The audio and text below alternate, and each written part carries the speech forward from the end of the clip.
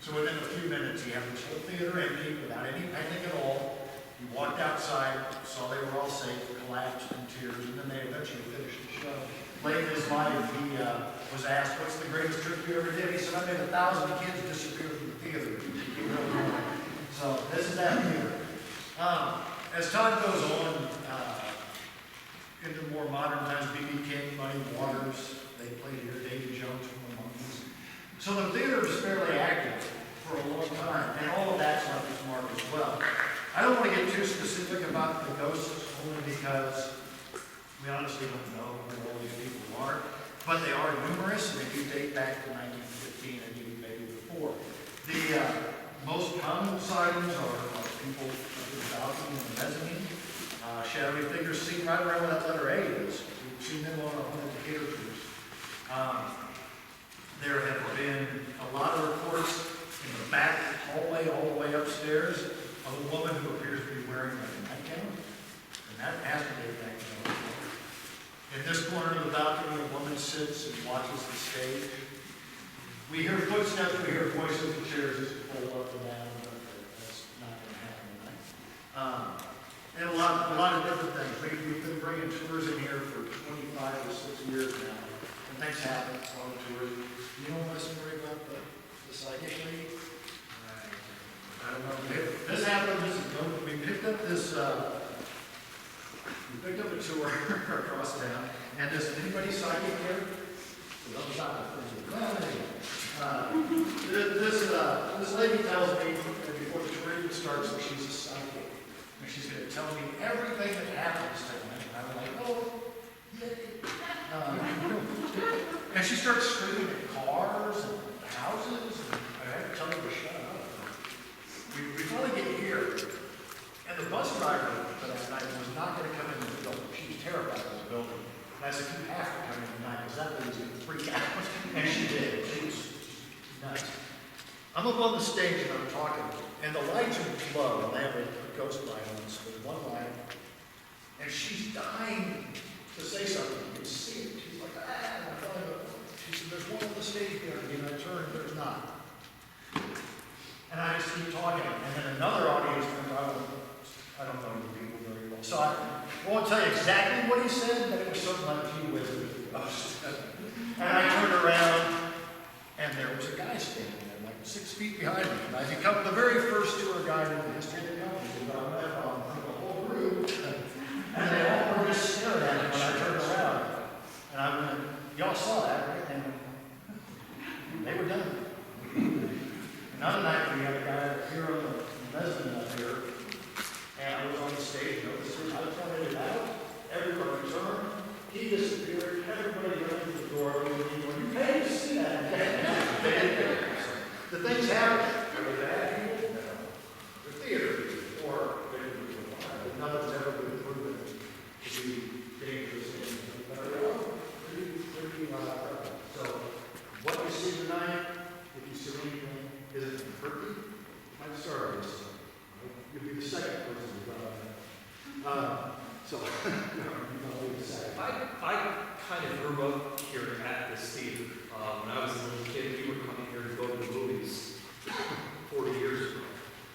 So I've always been around this theater, and when it closed down and they reopened it to, try to open it back up and use it for things, and this had opened and closed, I don't know how many times in the last 25, 30 years. And I got involved in it early on and have had, and I'm not, if you guys have read any of my books or have seen me do stuff, I am not a psychic. I do not talk to dead people. I don't see dead people, none of that stuff.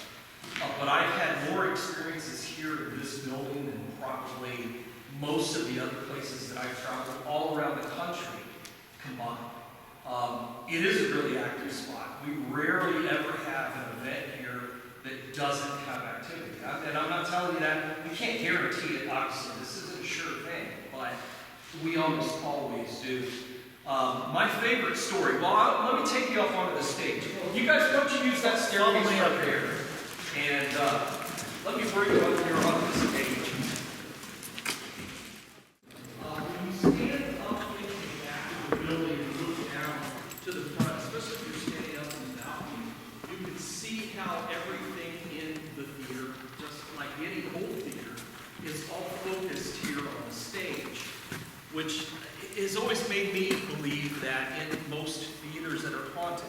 And as far as I'm concerned, this is one of the most haunted in the entire country. In fact, it's one of the most haunted places in the country, in my opinion. But you could see how everything channels toward the stage. So you get a lot of activity on the stage because this is a part of the building where a lot of people leave energy behind.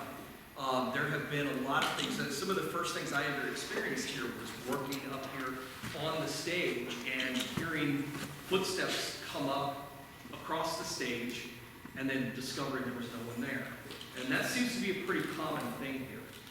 Back in 1995, some of you weren't even born yet, I don't think. Back in 1995, I had just gotten started with the Haunted Decatur tours the year before.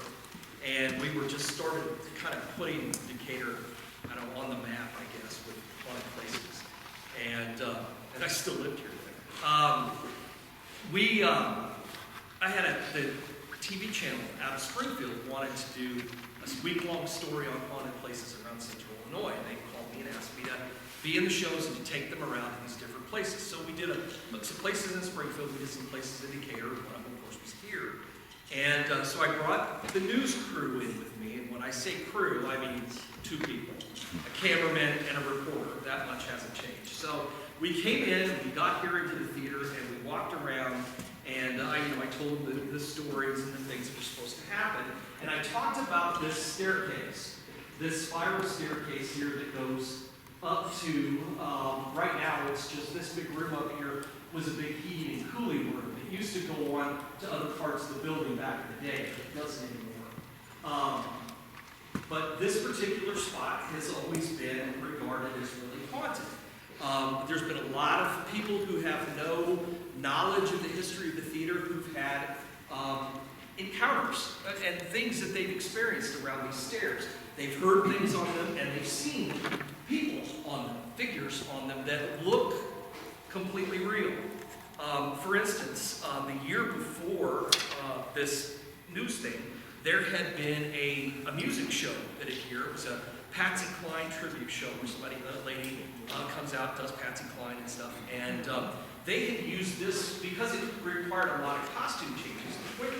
They didn't want to use the dressing rooms, plus they were not fixed up at the time. So they just set up a dressing area right back here in the corner of the stage. About halfway through the show, this is according to one of the managers here, about halfway through the show, one of the staff from the Patsy Cline show came up and said, listen, we got a problem with one of your employees. They said, well, really, they're all volunteers, but what's going on? He said, well, we've got a guy who is up on that staircase that is in the corner of the stage, and he's watching the girls change clothes. The manager said, well, it seems really unlikely to me. I don't know how he'd get up there. You guys are using that corner. He said, but I can come take a look if you want.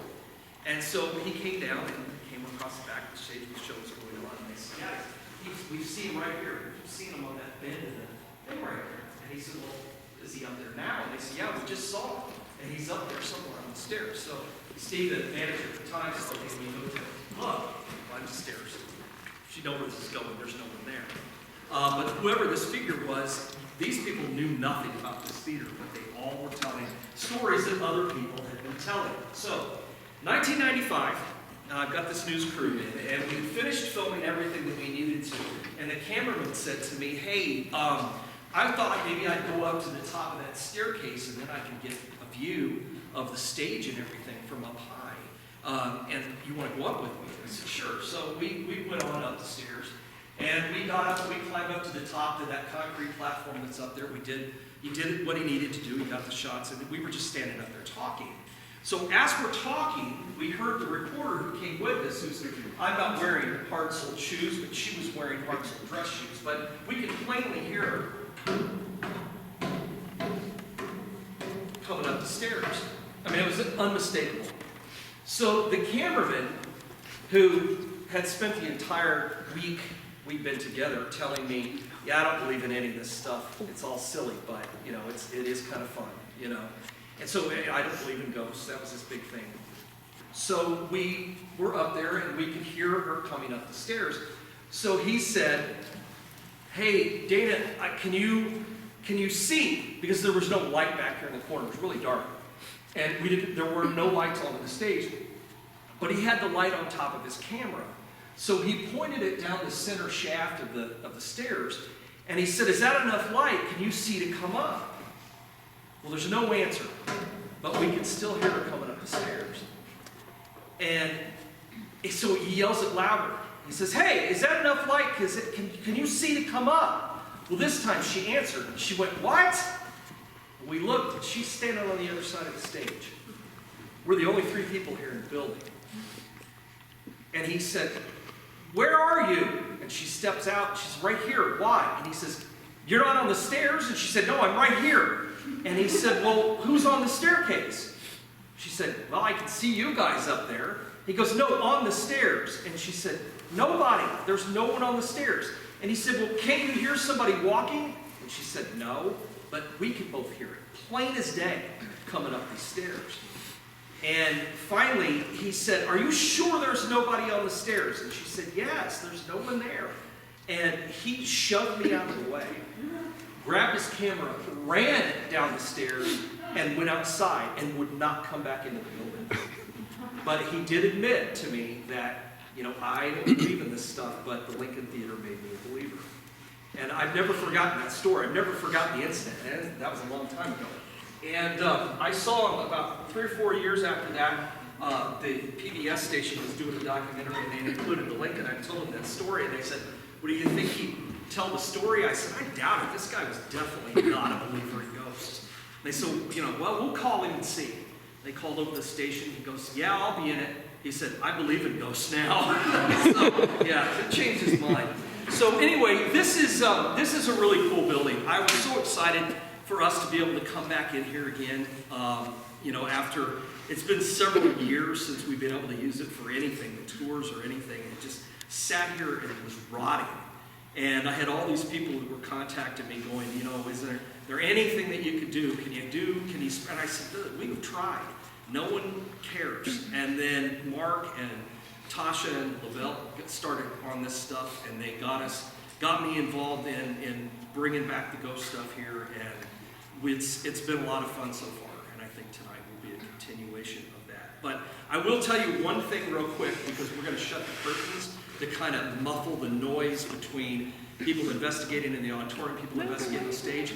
But if you go out there to where the curtains are open right now, now is the time to take your picture of the auditorium, because it is a perfect view right now. So take it before we turn any lights off or before we close the curtains. And then we can meet back up into the lobby if you guys want, and then we're going to turn you loose here.